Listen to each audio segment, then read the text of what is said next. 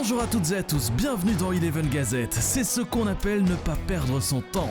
Voici le but le plus rapide de l'histoire du football professionnel en Belgique, inscrit après seulement 7 petites secondes. Elle nous avait manqué cette D1B. François-Nicolas Sépulcre vous résume les grandes lignes du week-end dans l'antichambre de l'élite.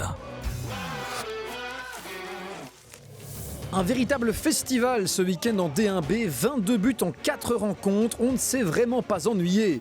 Tout d'abord au Liers, vendredi soir, où les hommes de Tom Van Imschoot ont retrouvé le chemin de la victoire face au Club Next, avec un triplé pour Fessou Plaka. Il n'y a pas meilleur départ et voilà, on peut dire que la nouvelle année commence bien.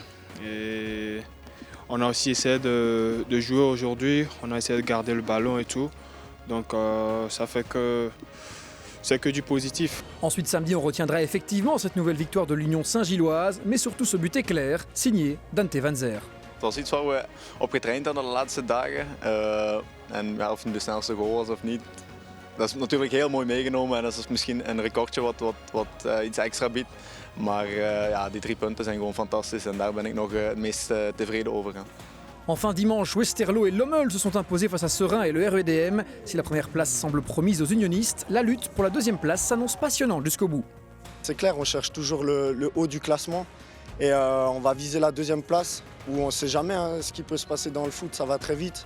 Als je de stand nu bekijkt, dan moeten we dat zeker ambiëren en dat denk ik ook dat dat op voorhand de bedoeling was van ons. Dus ja, die tweede plaats, absoluut een must om daarvoor te gaan. Voici donc les résultats de cette 16e journée de championnat. Victoire à domicile du Liers, de Westerlo et de Lommel, alors que le leader l'Union est allé s'imposer à Dens. Au niveau du classement, Westerlo reprend la deuxième position. Et en fin de tableau, le Liers prend ses distances avec le Club Next et entame une course contre la montre afin d'accrocher cette 6e place. La lutte pour le maintien s'annonce terrible cette saison en D1A. Ce week-end, 2 rencontres capitales. La première entre Courtrai et le Cercle, mais aussi entre Saint-Tron et Moucron.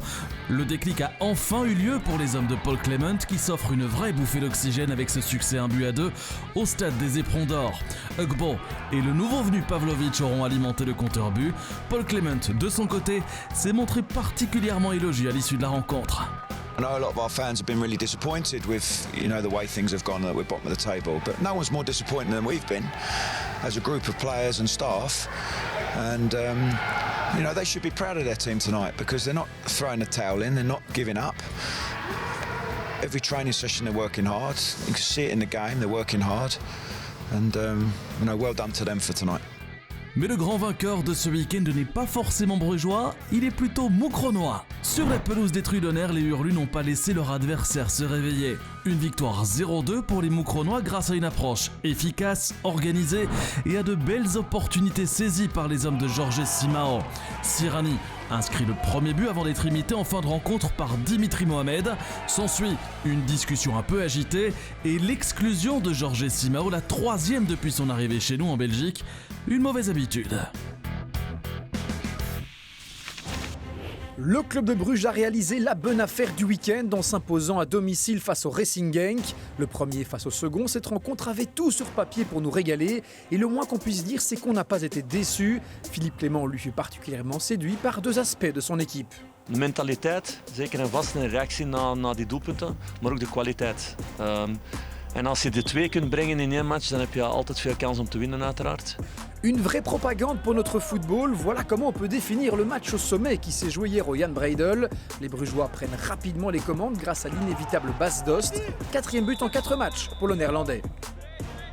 Mais ensuite Genk réagit, Ito dans un premier temps avec un but splendide et 10 minutes plus tard c'est Thomas qui permet aux Limbourgeois de mener au score avant la pause. Les Blauenzwart ne s'avouent pas vaincus et se lancent dans une belle remontée. Tout d'abord Ruud Vormer pour l'égalisation et ensuite à la 77e, Brandon Mechelen, le défenseur central brugeois, offre la victoire au club de Bruges. Ja, we moesten drukken hè. En, ja, ik weet ook niet wat ik daar deed eigenlijk. Het is een keer leuk voor te scoren achter 2 jaar, 2,5 jaar. En het is belangrijk geweest. Ik vind het heel vervelend voor de jongens, omdat ik zie hoe hard ze gewerkt hebben en hoe we bezig zijn geweest met deze wedstrijd. Om datgene te laten zien wat we hebben laten zien en je wordt niet beloond en dat is vervelend. Une victoire dans un match à rebondissement qui permet aux hommes de Philippe Clément de prendre 12 points d'avance sur Genk, leur plus proche poursuivant. Le club s'envole-t-il déjà vers le titre ? Ja, tuurlijk. Ik lees ook dingen dat de club al kampioen is en zo. Maar weet je, het is nog een lange weg. We zijn nu wel 12 punten vertrokken natuurlijk. Maar iedere wedstrijd weer laten zien. Daarvoor zijn we voetballer geworden. En dan gaan we het wel zien, hè?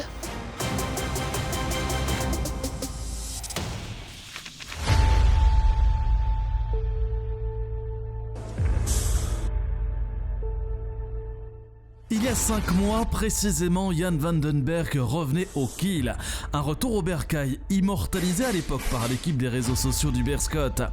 Après une saison à Gand dont la moitié passait en prêt à OHL, Jan van den Berg a manqué au Kiel et le Kiel a beaucoup manqué à Jan van den Berg. Ce week-end, le défenseur anversois a montré la voie du succès à ses coéquipiers. Une première victoire depuis l'intronisation de Will Steele et première clean sheet depuis le mois d'août dernier. Une éternité. Il faut également noter le retour en grande forme de Joren Dom. Après avoir manqué 7 rencontres suite à une blessure au quadriceps, Dom retrouvé pour la première fois une place dans le 11 titulaire. Il en profitera pour inscrire le 0-2. Joren Dom à la finition, 2 buts sur phase arrêtée. Le Beerschot qui prend le large dans cette rencontre. Joren Dom, hoeveel deugd doet deze overwinning? Ik kan je niet voorstellen. Dat is echt, we waren echt aan het snakken naar nog eens een overwinning. Dat sowieso al. En de 0 was uiteraard ook iets dat we echt naar snakten. En wat vandaag allemaal uitgekomen hebben, we komen echt uit een slechte periode, zo moeten we het durven zeggen. Les Rats inscriront même un 3e but mettant fin à une série noire de 2 points sur 24. Fini de regarder dans le rétroviseur, les hommes de Will Steele peuvent à présent regarder vers l'avant. Oui, on le sait, la pression des supporters de l'Antwerp est parfois difficile à contenir. Frankie Vercauteren le sait sans doute mieux que personne aujourd'hui. L'Antwerp a manqué de consistance face à Ostende avec une défaite logique à la clé. Aujourd'hui, l'Antwerp version Vercauteren cherche encore la bonne formule, surtout sans Mbokani. L'équilibre entre une bonne organisation et un football fait pour marquer, mais aussi et surtout pour gagner. Ik denk dat we heel goed begonnen zijn aan de wedstrijd. Eigenlijk alles onder controle hadden. Ook de verwachtingen en de doelen konden bereiken. Daarna zijn we verzwakt in het feit dat we vooral vergaten te doen wat we moesten doen. We waren meer bezig met discussies, met fouten, met de referee. Dans onze eigen organisation. Et puis il y a l'approche du KVO. Quand on n'a pas les moyens, on a des idées, dit-on souvent. Marco Gvassina a décroché un contrat avec les Cuss Boys l'été dernier. On s'attendait à une belle photo avec le président, le directeur général, une coupe de champagne à la main, un baiser de la miss et un sponsor mis en avant. Rien de tout cela. Ostende envoie votre maillot et votre contrat par la poste avec la devise « Construisez votre aventure, bienvenue au KVO ». Blague à part, l'Autrichien s'est montré décisif au Bosuil ce week-end avec le but de la victoire à la clé.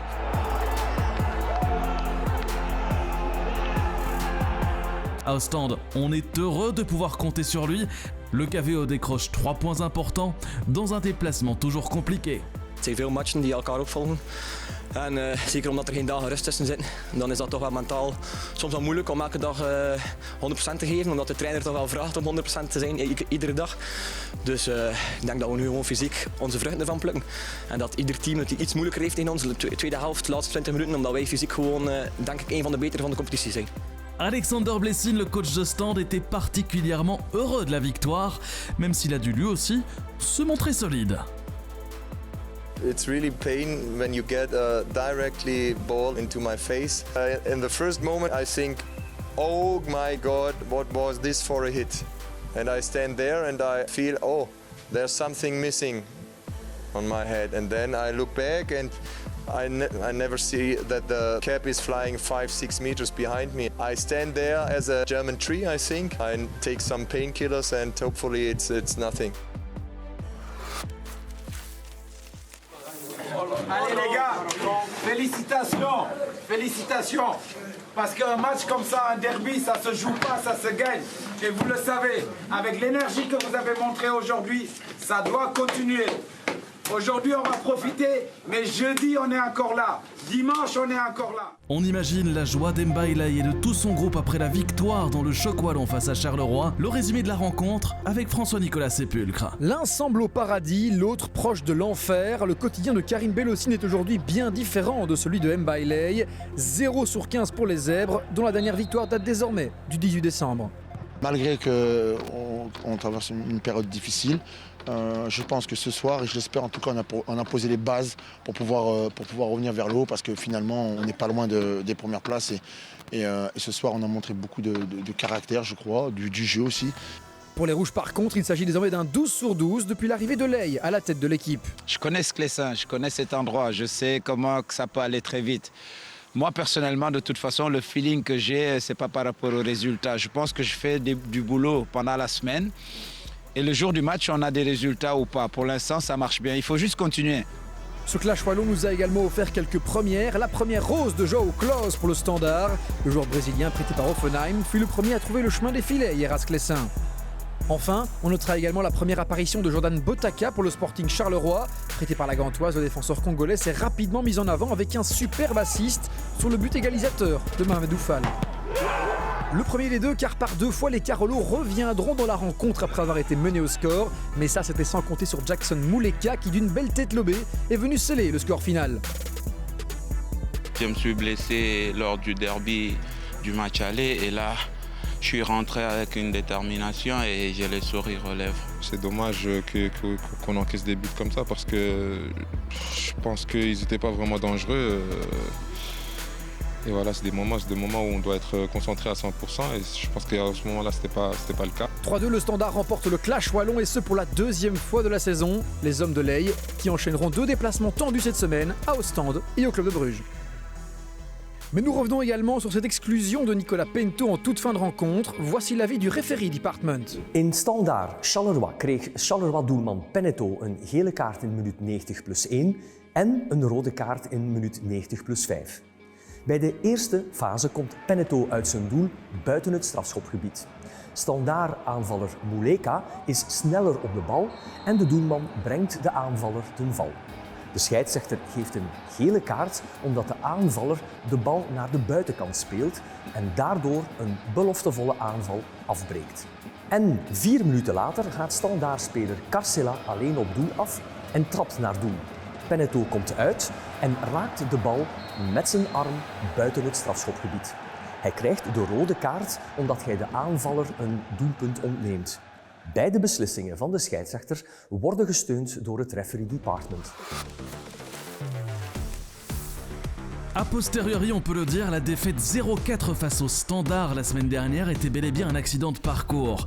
Si vous mettez cette défaite entre parenthèses, vous constaterez l'allure phénoménale des Malinois avec des victoires face à OHL, Moncron, l'Antwerp, Charleroi et Eupen désormais. Les hommes de Wranken remontent au classement grâce notamment aux belles performances de Geoffrey Hermans. De Fourni et Geoffrey Hermans finalement qui profite de ce ballon repoussé. 1-0 pour le KV. Le 1-0 est avant tout un beau mouvement initié par Schwed. La balle est mal repoussée par De Fourny et Hermans est à la bonne place au bon moment pour le 1-0, son 8e but de la saison. Hermans se montre aussi décisif devant ses propres buts avec ce sauvetage in extremis. En deuxième période, les Malinois profitent des quelques occasions pour achever le travail. Victoire 3-0 du KV qui affrontera Waasland Beveren mardi et le Racing Genk le week-end prochain.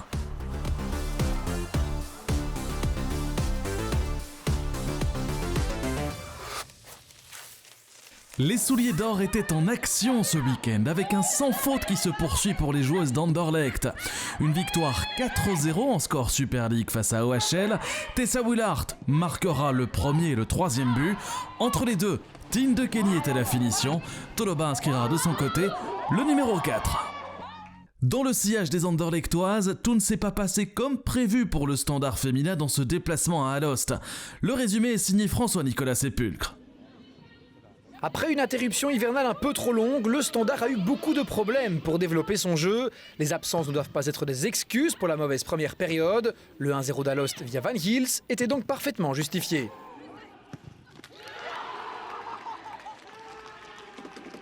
En deuxième mi-temps, le Standard a semblé mieux sur le terrain, mais face à une équipe d'Alost bien organisée et solidaire, le score ne bougera plus.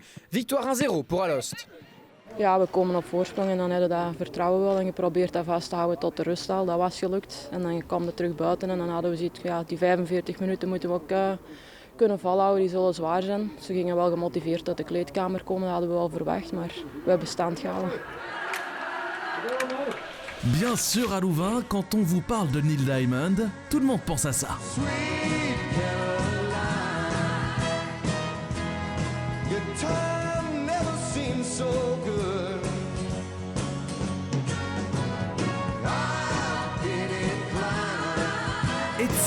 Etc. Neil Diamond fêtait son 80e anniversaire hier, mais les louvanistes n'ont pas forcément été à la fête. Pas de Sweet Caroline, donc à Dundreef, mais une lourde défaite à la clé, 0-3 contre la Gantoise. Des Buffalo conquérants avec un but très rapide de Mohammadi après 6 petites minutes de jeu. Suivront Kums et Boukari. Après le 2 points sur 12, la victoire était vitale pour les Gantois. En Van Aasbroek, had je je ploeg zo goed verwacht vandaag? Ja, ik heb mijn ploeg al dikwijls zo goed gezien. Hè. Het enige verschil is dat we vandaag scoren en dat we dat in al die andere matchen vergeten te doen. Dus deze prestatie was niet echt veel beter dan de vorige matchen die ik al gezien heb. Vous l'attendiez sans doute, sachez que la patience est la mère de toutes les vertus. Anderlecht, Waasland, Beveren. Pas de but dans cette rencontre, un score nul et vierge, le 9e partage d'Anderlecht cette saison. Une statistique à pointer du doigt quand Mécha marque. Le Sporting a pris 22 points sur 27.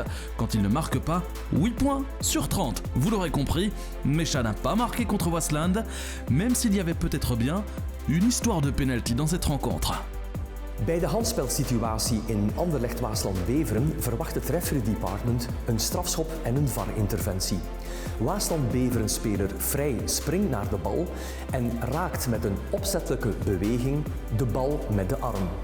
Die bewuste beweging en het contact van de arm met de bal is strafbaar. En tout cas, quand vous ne parvenez pas à marquer face à la plus mauvaise défense du championnat, vous avez un problème avec vos ambitions. La solution est peut-être dans les pieds du nouveau numéro 11 du club. On se quitte avec ces images du dernier renfort en date du Sporting, Jakob Brun Larsen.